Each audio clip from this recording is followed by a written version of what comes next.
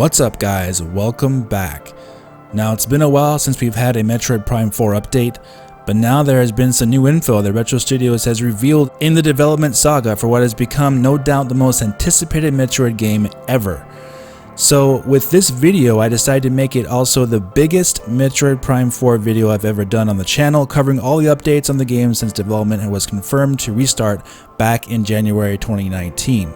So we'll be covering everything since new updates started becoming public information as far back as October 2019. And at the end of the video, we'll reveal new information on how Retro Studios is developing the ever important bosses and enemy AI for this game, which I think you'll find very interesting. So just sit back and relax and take in all the information you can possible with Metroid Prime 4 here in this video, since updates, as you know, have been very few and far between. So when they do happen, we definitely want to cover it here and go over it in detail. So getting started, everything began to pick up momentum in the development of Metroid Prime 4 as far back as October of 2019, when it was reported that Retro Studios hired onto the team senior modeler artist Kyle Heffley, who had previously worked with 343 Industries for 9 years as the senior character modeler for the Halo series. So him being hired as new lead character artist for Retro Studios to work on Metroid Prime 4 was big news. And while I didn't cover it on the channel at the time last year, it was something being talked about around social media as something of a big addition to Retro Studios. And on top of that, there has been, over the years, many fan artist renditions depicting Samus going up against Master Chief, for example, and fan fictions even that I've heard about talking about some kind of Metroid Prime and Halo crossover that they'd want, which obviously probably wouldn't happen, but fans have even gone out of their way to mod Halo on PC, adding Samus's arm cannon, for example. And since both games have that sci-fi universe style, it basically fits well together. So adding to Retro Studios the artist who designed some of the more recent renditions of Master Chief onto the team does definitely fit the style of Metroid Prime. But on top of that, what I really like to see is if any changes or upgrades are made to Samus's various suit, since it's been 10 years from Metroid Other M and 13 years since Metroid Prime 3, and the model they used in Metroid Prime 3 was only altered just a tiny bit in Samus' helmet versus Metroid Prime 1. Also, in regards to Metroid Other M, I seriously doubt Retro Studios will be taking any inspiration at all from that game in terms of either gameplay mechanics or art style, since it's likely safe to say, if anything, Samus is going to look similar to how she did in Metroid Prime 3, with perhaps some adjustments here and there. So all that information we just went over was back in October 2019. Now we'll move into what we covered on this channel from November 2019 all the way to February 2020, then finishing it off with brand new information at the end. So please stay tuned for that, and now watch this.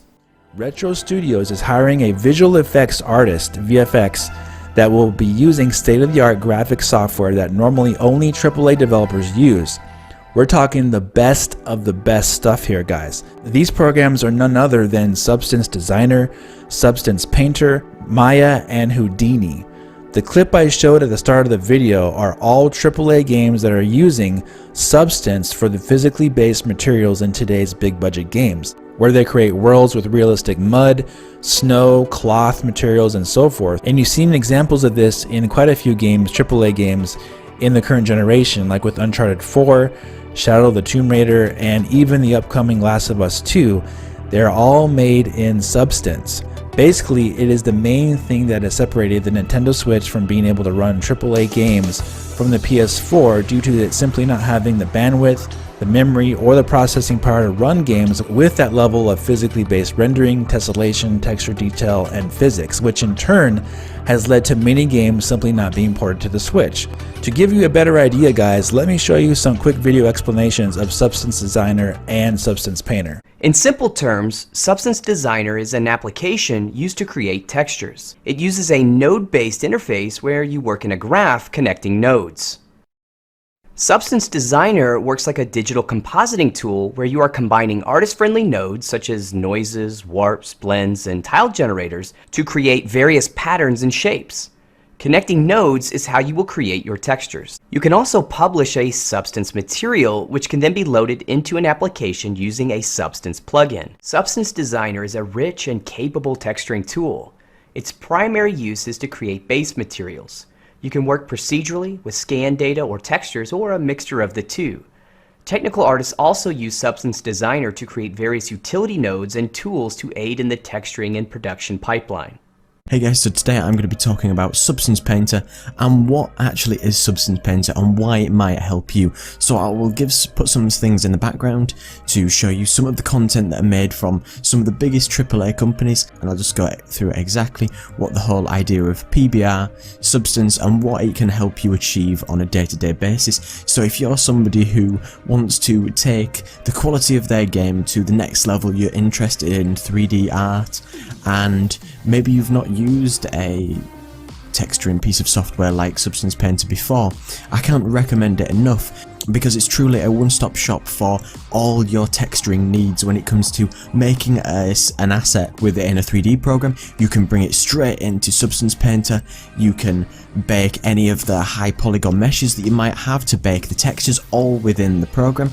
Then you can, just like you would with a standard Photoshop with all the layers you have, you can paint, you can apply scratches, masks, grunges, dirt, whatever it needs to be to specific parts of that model, just to breathe extra life into something that might have originally been a flat texture on your model. You can actually make it look like it's truly something that you would see in the real world. Now, developers who use Substance, the 3D application, they also use other 3D application software to generate those designs into a game or a cinematic into polygon models.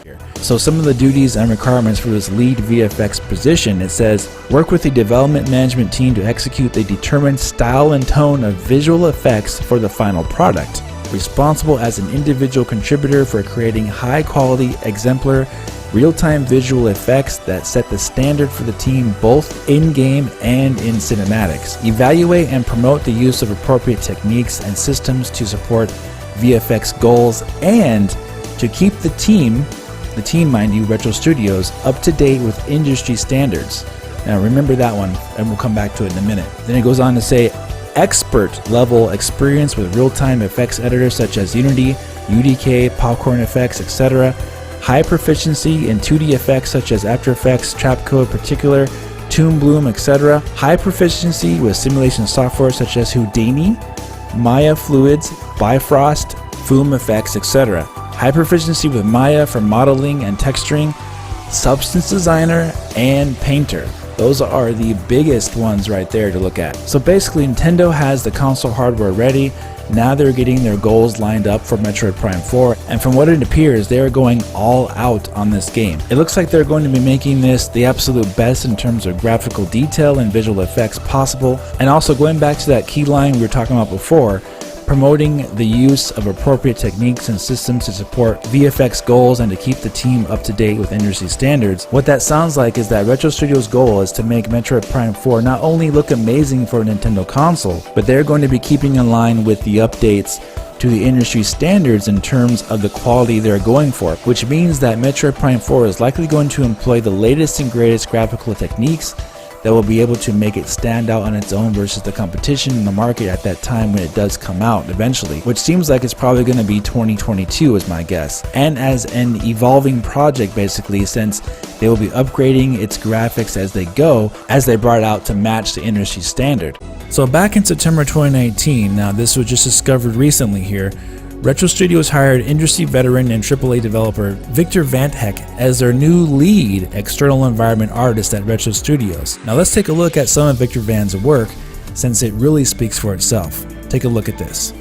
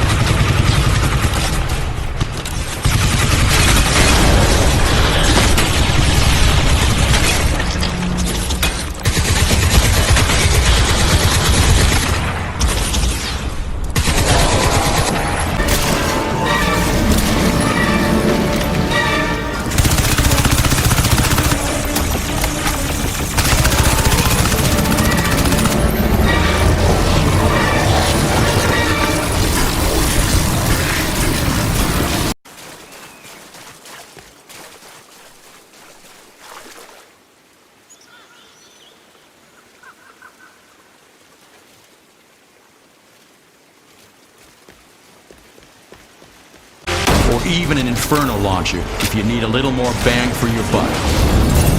Now every base weapon has multiple combat configurations, but it doesn't stop there.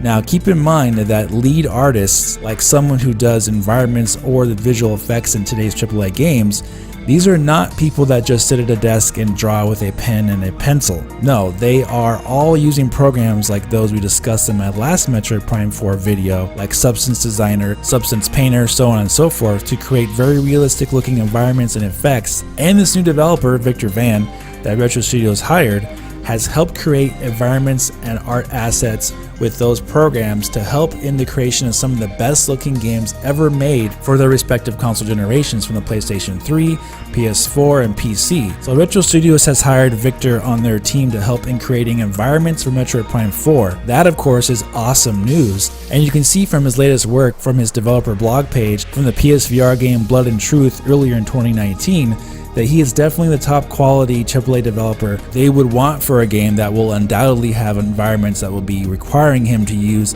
the exact same techniques you see in the examples I've shown. This is fantastic news for Metroid Prime 4 as a game in general, because this tells us quite a bit of what level of graphical quality you might be able to expect from this game when it finally comes out, which might end up being in holiday 2021, but we'll discuss more on that in a few minutes. First of all, take a look at this guy's resume here at a glance. Now I think he didn't list Blood and Truth here because he was doing the work as a freelancer in limited areas for the game, but he did in fact design some of the environments and areas in that game, and then a few months later, Retro Studios hired him. Now his job title of lead external environment artist at Retro Studios basically means his job will be being the head guy of all environment art that is done outside of Retro Studios and sent in from outsourced contract workers. No doubt he'll be making changes, updating everything as needed, and making sure it's up to the high standard that Retro Studios is expecting. Keep in mind though that this job is different than what was talked about a few days ago, with Retro Studios getting help from outsourcing some environments to outside developers. The developer Victor Van here we are discussing in this video does work for Retro Studios as a lead. I did see the information on Retro Studios outsourcing back in mid-December when they were hiring for that contract environment outsourcing review artist, but since outsourcing is extremely common with AAA game development, I didn't think it was really necessary to discuss it at that time. However, now,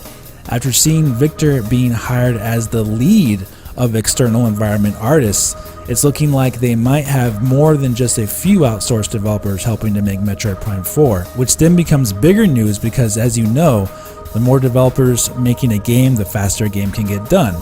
So if Retro Studios, say, is using 10 to 15 outsourced developers helping to make environments and even other things for Metroid Prime 4, we could then be seeing the game actually have a great chance of coming out in 2021 in time for the holidays, which would then hopefully mean in turn that Nintendo will also be willing to release Metroid Prime Trilogy on the Switch this year in 2020, lining it up for the following release of Prime 4 in 2021. Now that we're seeing how deep and dug in Retro Studios is on Metroid Prime 4, I think we actually have a great chance of seeing our first real Metroid Prime 4 trailer in 2020, and that is extremely exciting to think about. But that is actually possible with what I'm seeing here and how strongly in development they are with the game. Now the next big thing here though is Cryengine. There is now strong evidence to suggest that quite possibly Retro Studios is adapting a custom form of Cryengine for Nintendo. The last 4 full games that Victor Van Heck has worked on have all been Cryengine games. And we also had the other video back in early November 2019 that confirmed that Nintendo was hiring a senior networking software engineer to test Nintendo's online infrastructure with prototyping online gaming multiplayer architectures requiring experience with Cryengine and Lumberyard for a possible future multiplayer game. That job was posted back in September 2019 by Nintendo in Redmond, and conveniently enough, and this blew my mind, conveniently enough, Also, during September 2019, Retro Studios hired this AAA Cryengine specialist, Victor Van Heck, to work on Metroid Prime 4. So from the real information we've connected here from multiple real job postings, and now with the actual current job from Retro Studios' new hire, we are getting closer to the strong possibility that Metroid Prime 4 could be running on a modified version of Cryengine. I mean, wow, this is like really awesome stuff, right? So now Retro Studios is hiring an environment terrain artist to work on very specific types of things for Metroid Prime 4. And this is really exciting because from the description of requirements, you can almost see or imagine in your mind how this game is going to look just from what they are saying they will be creating, and by understanding the tools they are requiring to use in creation of this game. And I'll leave a link to this in the description, of course, but let's take a look at the requirements because it's very detailed and very telling. So here are the requirements for the environment terrain artist from Retro Studios for Metroid Prime 4, since we know this is the game they are currently in heavy development for. It says, creates the in-game visuals for landscapes and various organic props for environments.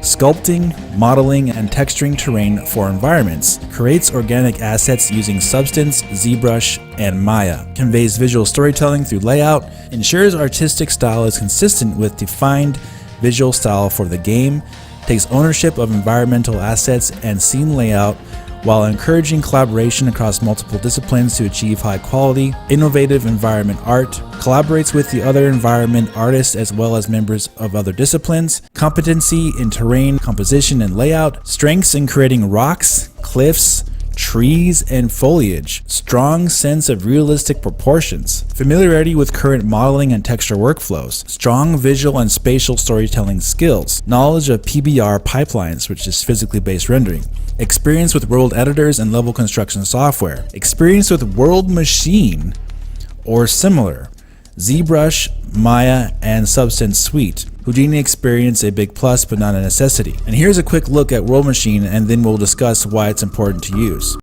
Hi guys, thank you for watching this video.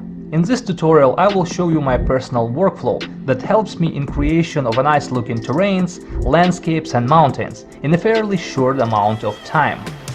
This video will not going to be a step-by-step tutorial on how to work with World Machine and Substance Painter, but I will share with you World Machine template file that will help you to build a variety of nice looking terrains, and will explain how to use World Machine masks to get nice looking textures in Substance Painter.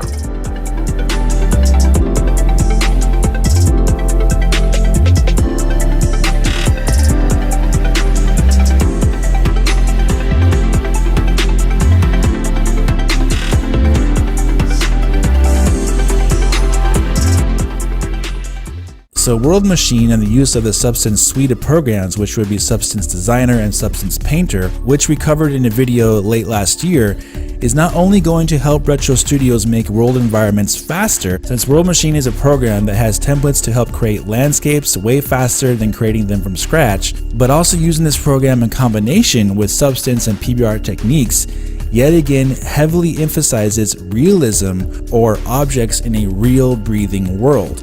Also, for this position, they are going to be working heavily on the creation of rocks, cliffs, trees, foliage for a world with a strong sense of realistic proportions. So you can imagine now how far they are attempting to take Metroid Prime 4 in terms of its graphics realism. If they are combining all these things with physically based rendering, Metroid Prime 4 is going to be a living, breathing world that will no doubt be extremely heavy on real world interaction with objects and likely physics as well. And usually in a Metroid Prime game, water, fire, and ice play a big part in how level interaction works. So with these extremely high quality tools being used for world environment creation, there are a lot of gameplay additions that can actually have a great effect just from using things like PBR in combination with those other programs. Physically based rendering can allow certain objects to freeze or melt much more realistically, which Retro Studios could use as a gameplay technique for one of Samus's mini beam weapon upgrades, for example. Not to mention water can be used to make objects slide with realistic mud from being in these new environments created with PBR in Substance Designer and Painter. And really the whole point of all these things are the endless possibilities once you open up the game development with these advanced tools being used by Retro Studios. For everything they've been hiring on Metroid Prime 4, the more and more it appears that they're going for the most realistic world creation possible. But yet again, as far as character models are concerned, that's one thing that we can't be sure of just yet. Also, the creatures and monsters and bosses you're going to be facing in Metroid Prime 4, we simply don't know what art direction those will take. But if these tools and effects they're using to create these environments is anything to go by, they might be making the creatures the most realistic as possible as well. We'll have to wait and see, of course. Okay, so that brings us up to date to April 27th, 2020, as of when this video is being recorded. We have some new information on what Retro Studios has been doing in terms of bosses and AI design. As of late March 2020, they opened up a position for boss and AI designer. Now, I should make clear that just because they are hiring for this position doesn't mean that they are just now starting on work with boss types and enemy types right now on Metroid Prime 4. We have to remember that Retro Studios is a game development company that already has an estimate over 200 developers working for them, and these hirings that we've just been talking about for the past 6 months have all been additional talent to bolster Retro Studios so they can accomplish much more in a shorter period of time. So no doubt a lot of the bosses and enemy types likely already have plans and designs, and this position they are hiring for will be added to that. But this position also confirms some things about Metroid Prime 4 and how it's going to play, which we haven't really heard yet. So I'll just cover the first 3 parts here and you can see the rest for yourself. But let's take a look. It says, design, own, and champion boss and AI encounters in a highly iterative environment. Plan out thoughtful and intentional player experiences at both macro and micro levels. Use proprietary toolset to design and implement logic for boss and AI encounters. So here it talks about boss and AI encounters. That can mean just your regular enemies, or it could actually mean things like spaceships, for example. Maybe in Metroid Prime 4 you'll be able to actually fly your gunship this time. And if you recall in Metroid Prime 3, you technically could fly your ship in that game, but it was all done by activating waypoints on a map and plotting coordinates. And you, the player, did not actually get to fly and control the ship yourself. So various new AI encounters in Metroid Prime 4 could in fact include interactions with your ship in both controlling it, operating various functions of the gunship while inside, and also encounters with other space pirates in quite possibly some space battles on your way to other planets in Metroid Prime 4. And when we think about Metroid Prime 4, we also have to think about where the series was going and what they were introducing with Metroid Prime 3. And personally, I did like the isolated feeling that I got when inside the gunship in Metroid Prime 3. It really did feel like you were just all alone in your ship and very vulnerable, yet you could also escape to other areas very easily. But also this job description talked about highly iterative environments, so that is also very interesting. As with all Metroid Prime games, if you ever played one of them all the way through, you know that the beginning of a Metroid Prime game is extremely different than the end of a Metroid Prime game. The game evolves and changes along with you with every upgrade you get, and this is describing the bosses and AI encounters doing the same thing. So I'm very curious to see what exactly they mean here by AI, since like we said with Metroid Prime 3, the scope of that game got a lot bigger than the previous games were.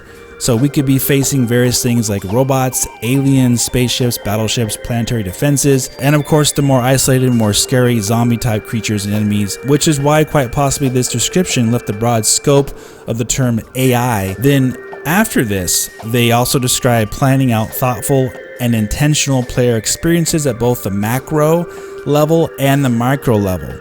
So if you're not familiar with the term macro level, especially in games, this tends to refer to large-scale actions and changes in gameplay. And a good example of this in a game would be like in StarCraft 2, where a macro action would be building your bases and bunkers, for example, and then in turn a micro level interaction would be how you move your individual marines or soldiers in battle and small attacks, like positioning and small movements to win versus your opponent. So how this would work in Metroid Prime 4 exactly remains to be seen, but it's looking like this game is going to not only be extremely interactive with your environment like Metroid Prime 3 was, since if you recall in that game you were able to interact with control panels, even inputting push button codes on doors with the Wii remote, and turning, pulling, and pushing with motion control, as well with objects in the game. Now for Metroid Prime 4, I don't think it's going to be having forced motion controls on it, since none of the Nintendo games have done that since the end of the Wii generation.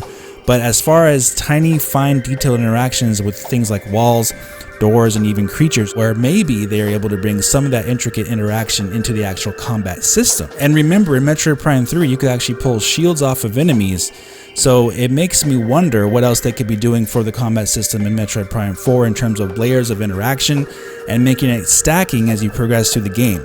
If you play games like God of War and Horizon Zero Dawn, for example, the stacking of gameplay abilities is very prevalent in those games, where you start out those games with some attacks and movements that seem pretty detailed and intricate, but by the second half to the end of the game, you unlock new movements that are accessed by holding down a button, for example, while doing a similar attack button combination, but with a totally different result. And by allowing the player that kind of upgrade system, which, mind you, fits perfectly for a game like Metroid Prime 4, it breaks down that wall of being just a quote-unquote AAA game, and more of a game that goes the extra mile in its gameplay abilities that you didn't expect as a player. Now, for example, I remember having this feeling as a gamer back in 2004 with Metroid Prime 2 on the GameCube. By the end of Metroid Prime 2, when you get this certain ability that I'm not going to spoil for you guys, especially if you haven't played Metroid Prime 2 or beaten it yet, since it's the least favorite game of the series by fans, but basically without spoiling anything, you get an ability that completely changes how you view the game in terms of how you can do your movements. And that was one of the first times where I got that quote-unquote far beyond what a game is kind of feeling as a gamer, where the game actually broke through to this new level above everything else. Now, in Metroid Prime 4, from the way development has been progressing and the way modern gaming has also progressed, we may be getting a game from Retro Studios that breaks new ground never done before in a video game when it's all said and done. Now granted, most likely individual things you'll do in Metroid Prime 4 will probably be mostly things that have been done before in other games, but I'm willing to bet Retro Studios takes what current gen has done and adds new layers of gameplay in new implementations not thought of in the past, and of course brand new for a Prime game. Since this game has so much riding on it in terms of Metroid as a franchise and Retro Studios as a developer, I think they will be pulling out all the stops possible to make this game exceed what fans are expecting, and by seeing how intricate they are getting in development of the game, they may just be able to accomplish it when the game is completed. So now all that's left for us to do is wait for more information from Nintendo and Retro Studios, and hopefully they please give us for the first time a debut trailer of Metroid Prime 4 soon. Let's make it happen. Alright guys, let me know what you think about all this in the comment section. Are you excited for Metroid Prime 4 and all the things that we've heard about the game in the past 6 months or so? Are you excited to see what happens in development and what's coming up? Do you think we'll be seeing a trailer for this game later in 2020, or do you think we're not going to see anything until 2021? Let me know your thoughts in the comments. Alright guys, if you did enjoy this video, please hit the like button, subscribe for more, and I'll talk to you very soon in the next video. Have a great day.